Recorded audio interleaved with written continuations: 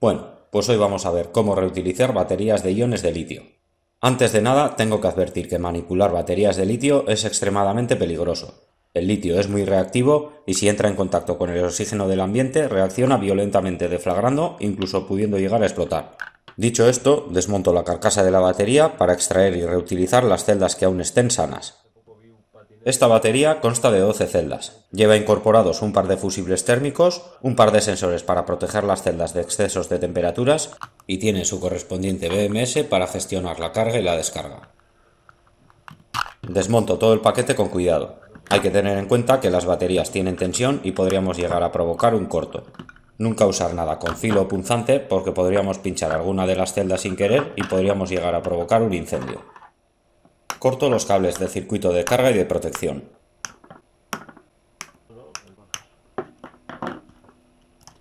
Con un alicate arranco las pletinas de níquel que unían en paralelo cada paquete de 3 celdas y de esta manera aíslo cada celda para poder comprobarla.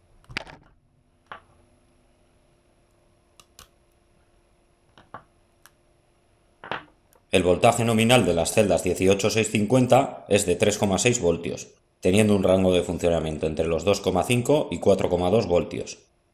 De estas 12 celdas, 9 de ellas daban 3,5 voltios y las otras 3 se quedaban en 2,4 voltios, así que decido descartar las 3 celdas con menor voltaje y me quedo con las otras 9 para montar mi paquete.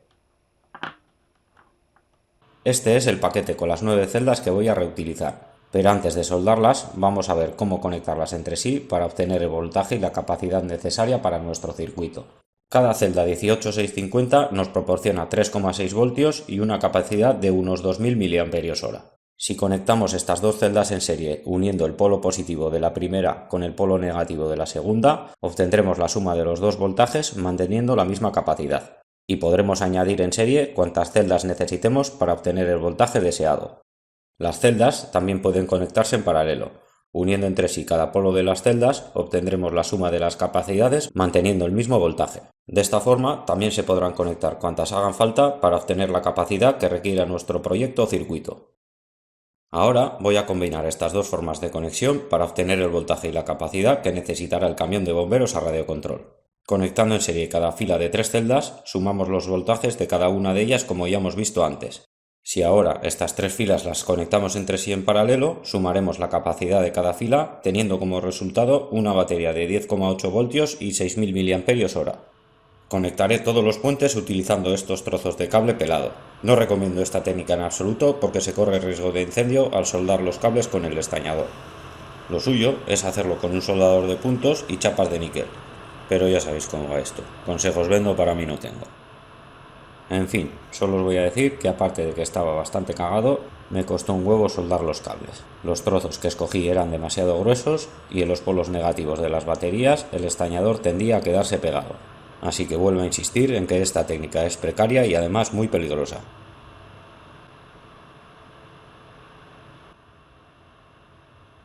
Con todos los puentes de las celdas hechos, voy a conectar el BMS, que se encargará de gestionar tanto la carga como la descarga de la batería, manteniendo el equilibrio entre las celdas. Este es el BMS para una batería 3S. Tiene 6 puntos de conexión que vendrán serigrafiados en la placa. El terminal de 0 voltios se conecta a los polos negativos de la primera columna de baterías que tenemos en paralelo. El terminal de 4,2 voltios irá en los polos positivos de la primera columna, el de 8,4 voltios en el positivo de la segunda columna y el de 12,6 voltios en los positivos de la última columna. Por último, tenemos los terminales positivo y negativo del puerto de carga y descarga. Sueldo cada uno de los cables que irán al BMS y organizo los cables con un poco de cinta. Tener en cuenta que a partir de ahora cada uno de estos cables tendrán tensión. Y aunque sean bajos voltajes y no exista riesgo de electrocución, si hacemos algún corto a la batería no le va a gustar e incluso podríamos llegar a provocar un incendio o la explosión de la misma. Soldaré dos conectores en paralelo para la carga y la descarga de la batería. Así podré cargarla sin tener que soltarla ni desconectarla del circuito. Con un poco de termofusible pego el BMS sobre el paquete de baterías y sueldo cada uno de los cables que antes he preparado en su correspondiente terminal. Con el BMS conectado pasé a cargar la batería para realizar pruebas. A medida que cargaba, la tensión aumentaba y la corriente disminuía. y aunque parecía que la batería estaba bien, tras dejarla reposar un día, el voltaje de una de las celdas había caído a 0,7 voltios y solo se mantenían los 4,2 voltios correspondientes en una de las celdas, por lo que a la salida de la batería solo tenía 8,6 voltios. Creo que el problema fue el tiempo que pasó desde que desmonté la batería y comprobé las celdas hasta el día que las monté. Pasó prácticamente un año y ni siquiera me preocupé de cargar cada celda antes de montar el paquete. Así que tuve que repetir todo el proceso para montar otro paquete de baterías y esta vez me aseguré de cargar cada celda a 4,2 voltios con mi fuente de alimentación antes de montar el paquete. Al haber cargado antes de montar el paquete cada celda, la batería está a 12,2 voltios, así que con la fuente regulada a 12,6 voltios termino de cargarla hasta alcanzar los 12,6. Es importante vigilar la carga y desconectar la batería cuando ésta alcance los 12,6 voltios si no se hace con un cargador específico.